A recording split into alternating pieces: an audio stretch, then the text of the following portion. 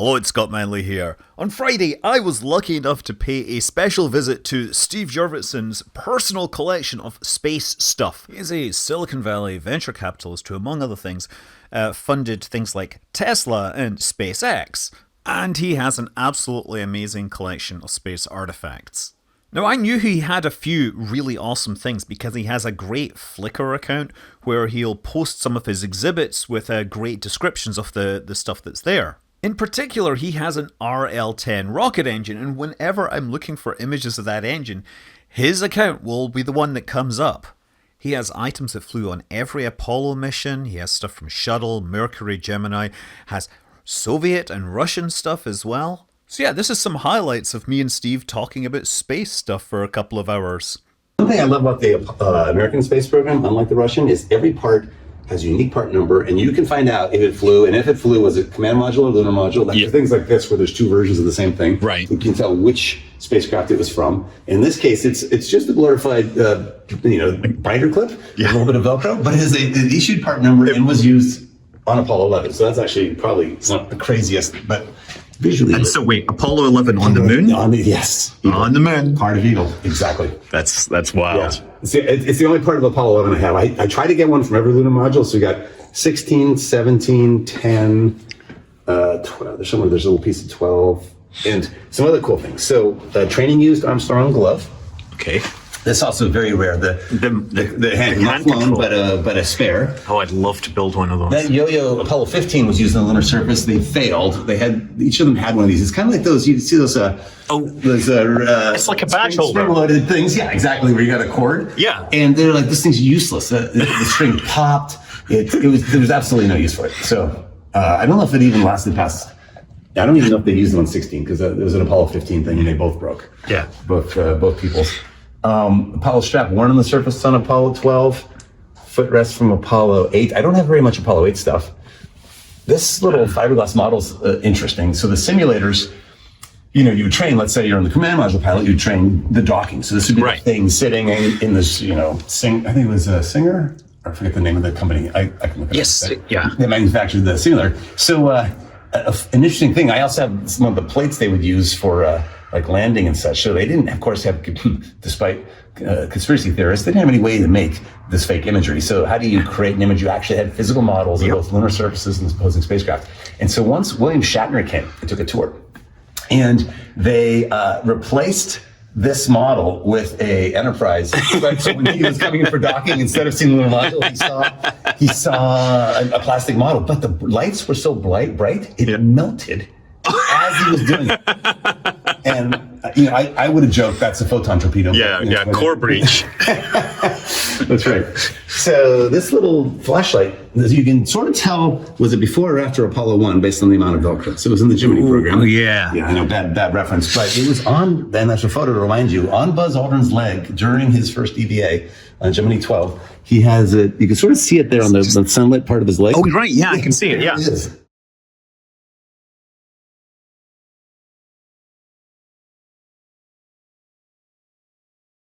Redundancy. And this is a Mercury suit. Yes. And this is an authentic one? Yes, but not flown. Yeah. Oh, yeah. Full authentic. Yeah.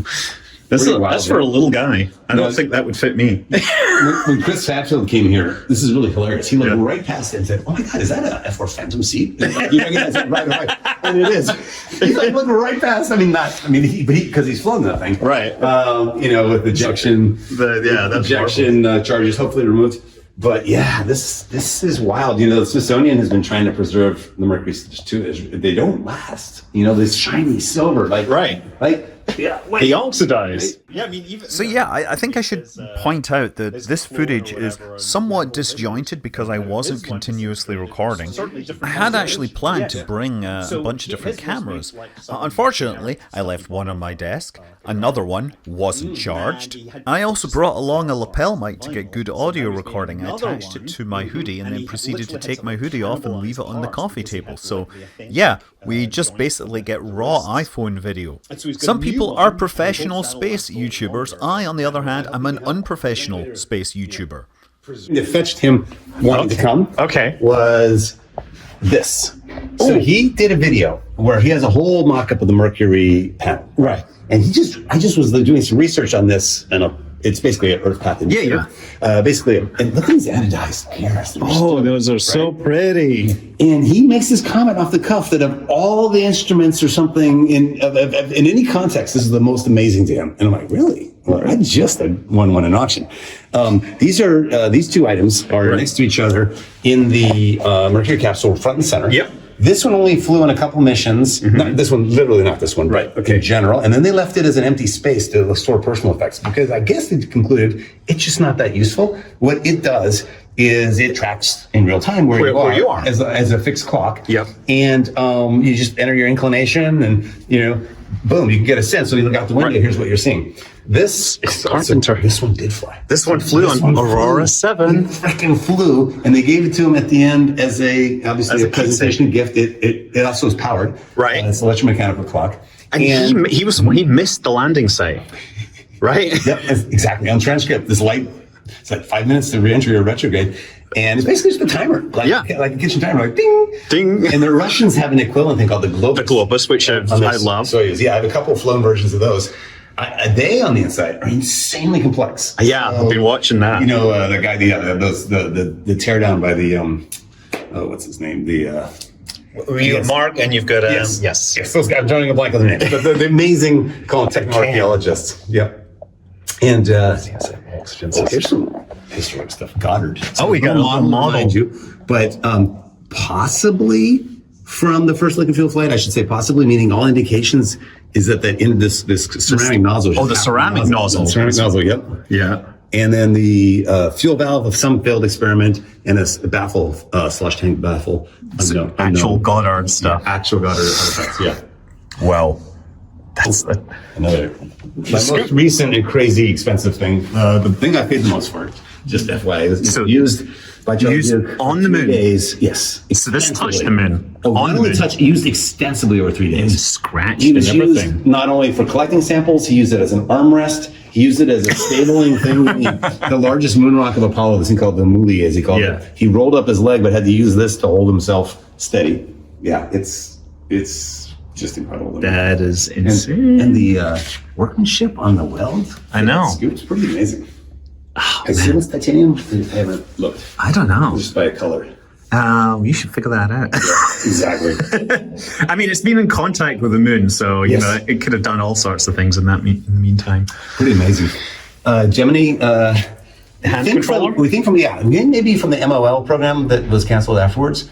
But those are hard to find. Gemini stuff I've actually found the least of in general. It's forgotten. But Gemini's harder. It's like it just isn't stuff.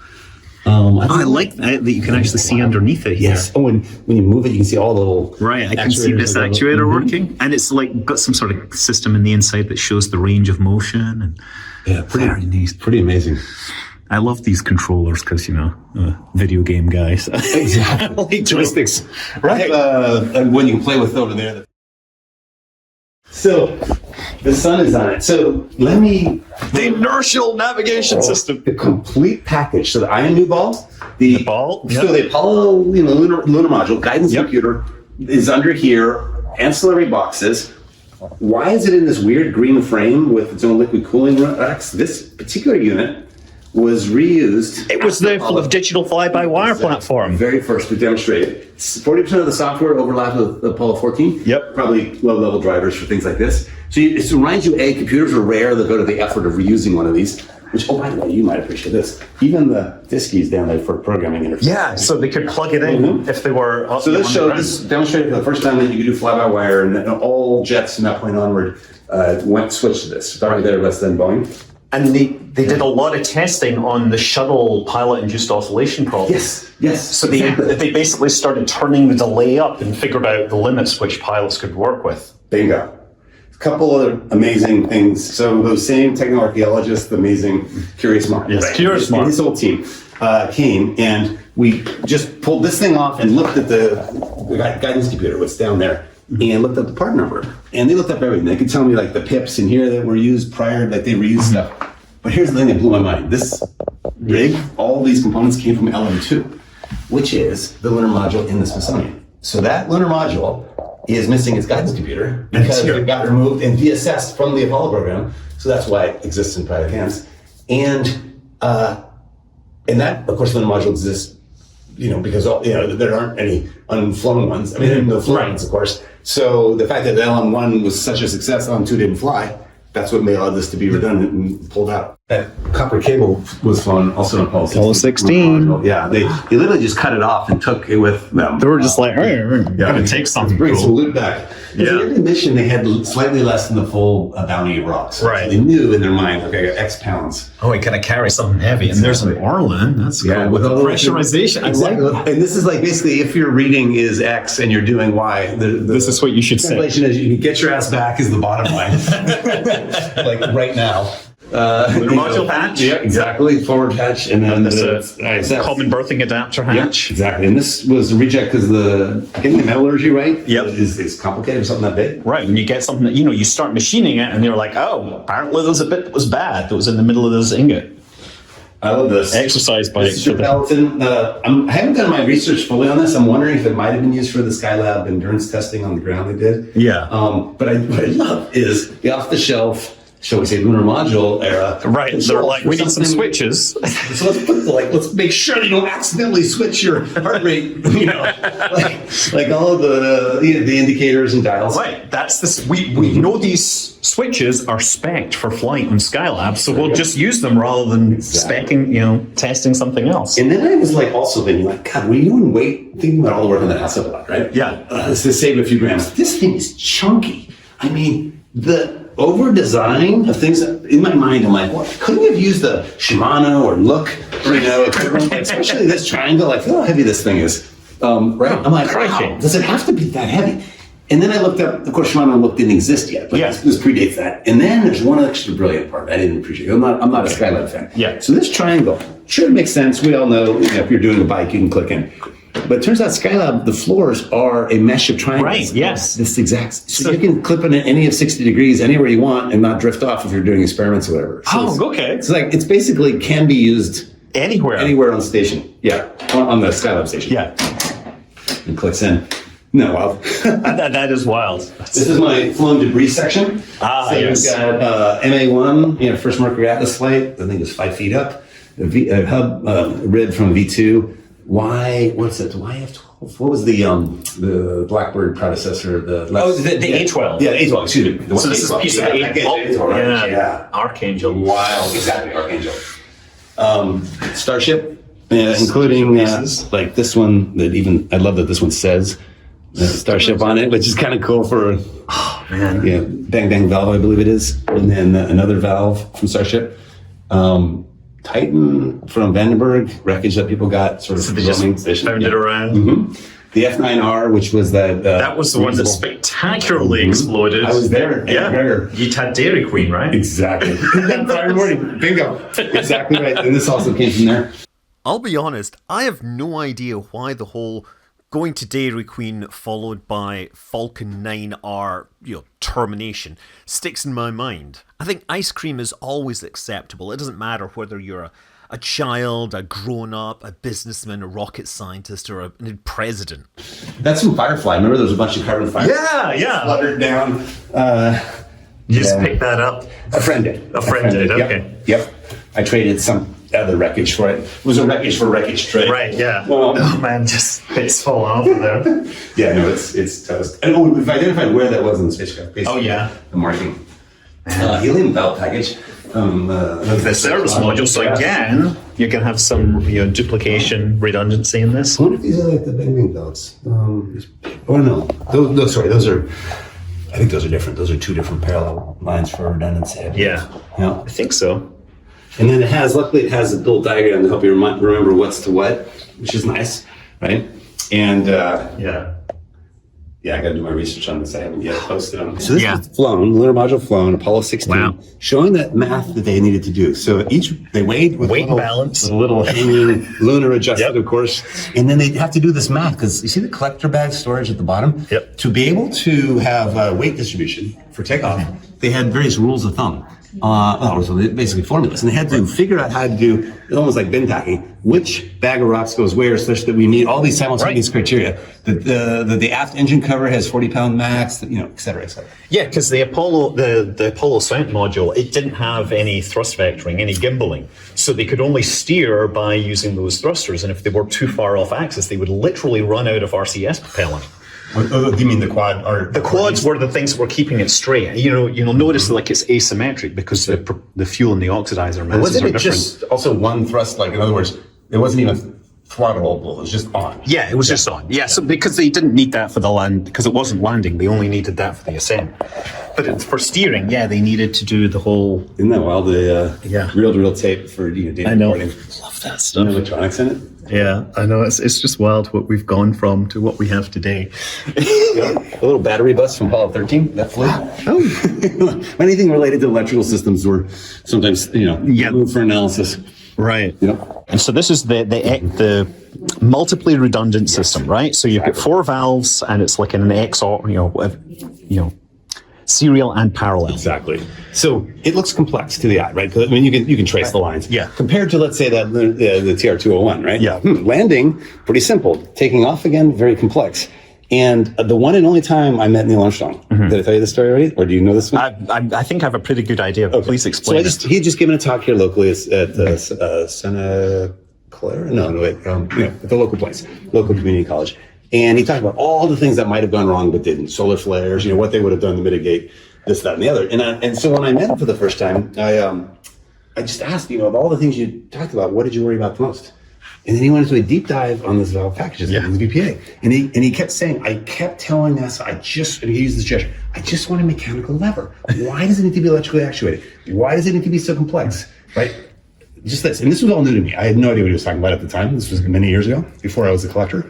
I didn't even know what the hypergolics were that he was referring to. This was all new to me. But I'm listening, I'm like, was that the most likely cause of mission failure, or is it the symbolism? You just finished the moonwalk. You're on the lunar surface. You push a electric button. There's a wonk, wonk, wonk. And then, what do? You go wandering about, And he goes, exactly. I had nightmares about that for 3 months prior to launch.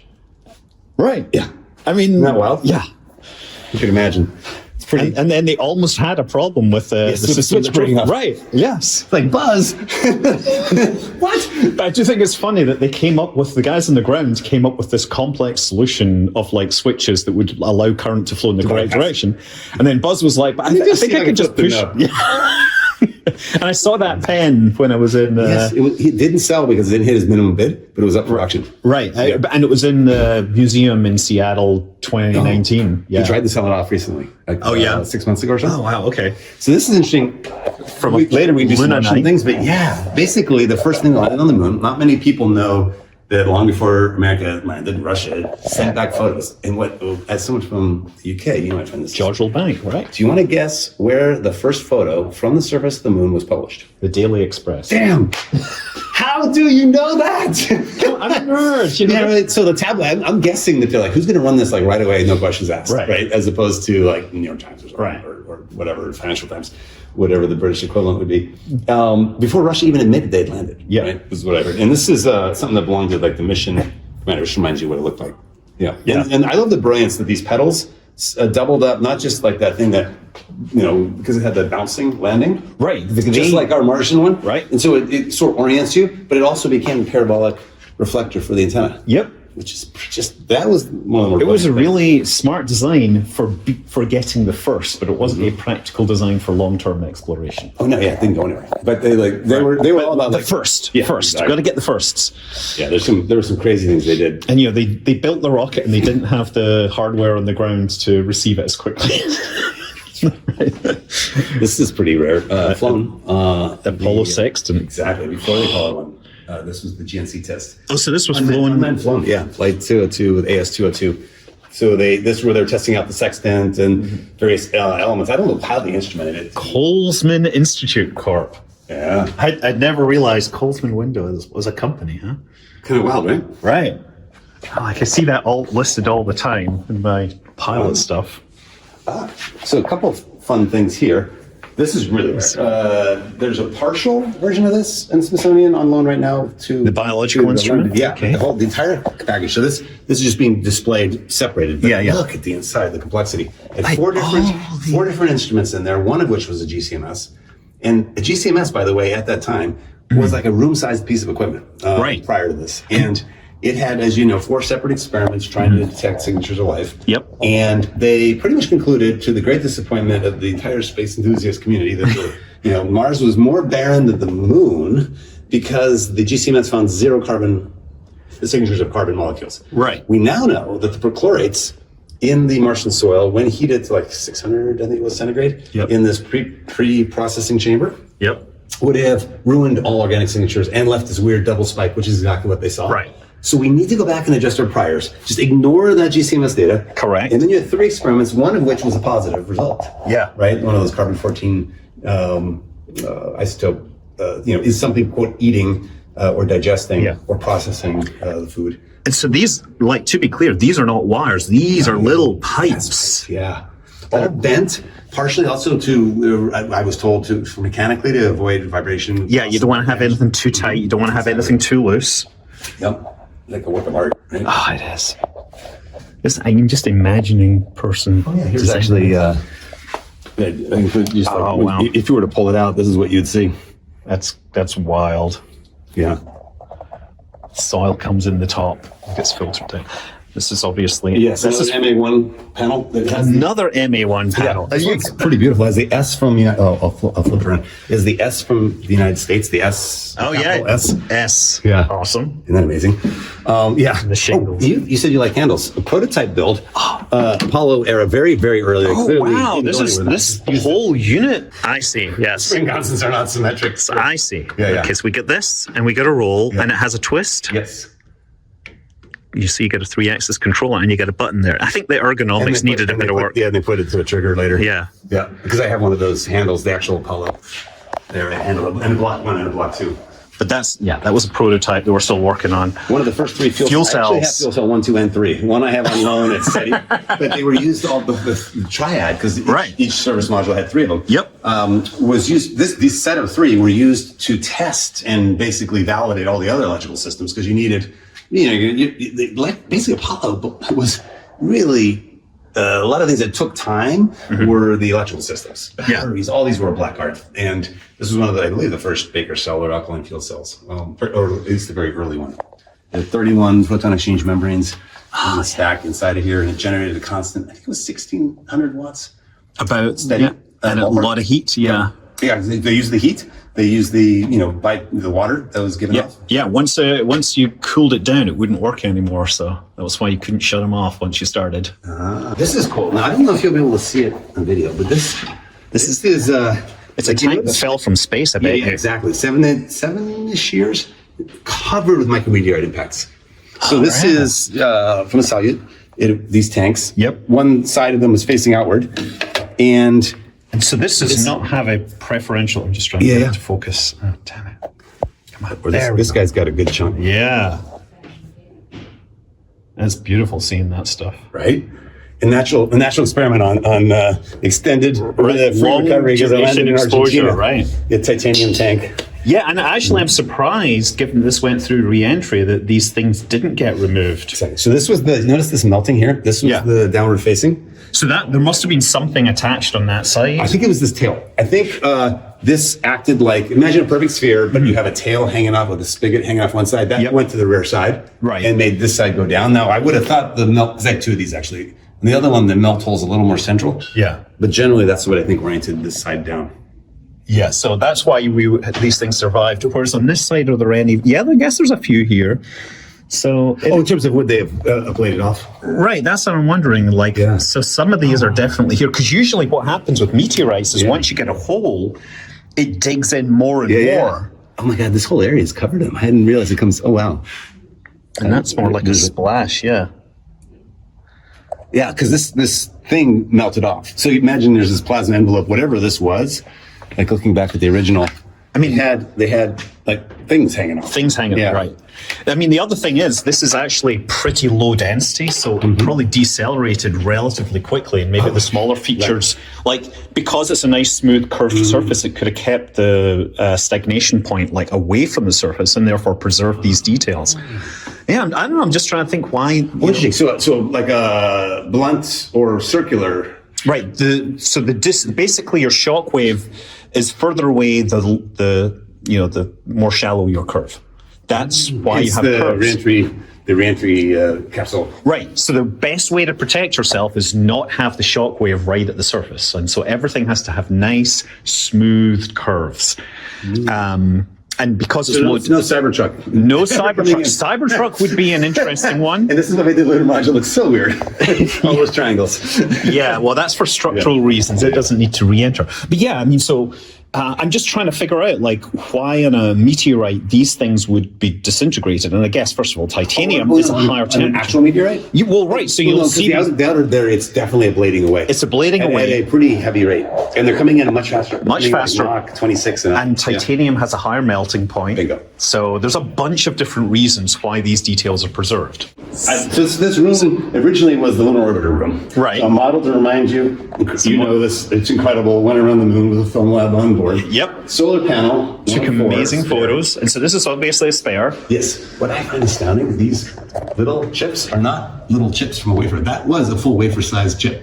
Right. So these solar cells, each of them took a full wafer. They had to do a full fab cycle on each of these things. Wafers. Yeah. Insane. That's crazy. And up on the ceiling, I have a spare, high gain and low. Oh, right. Yeah. Yeah. Kind of like camouflage and a reminder of the images that you would get back.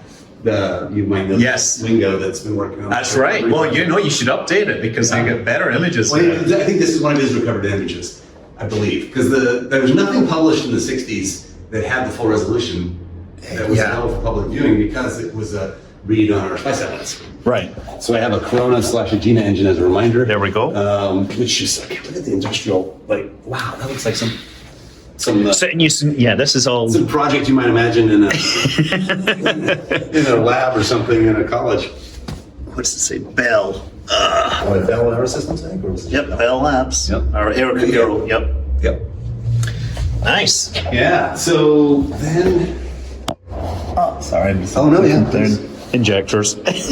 So we were spying on the Russians with these unmanned satellites, just as Russia was secretly with a couple of all-out stations spying on us, right? Right. And outside, I have an all-out artifact I can show you on that front. So normally I store this the Aero B150 nose cone on top of its tail fin, which is over here. We're still doing stuff. Some repair. I don't want to knock it over, but a fin can from the sounding rocket, and this is a sustainer engine from the Aero B150 as well. Oh, that's dark. And it's wild, like all these sounding rockets. Now this. Okay. So freaking amazing. This is amazing, and you will definitely find out more in part 2. I'm Scott Manley. Fly safe.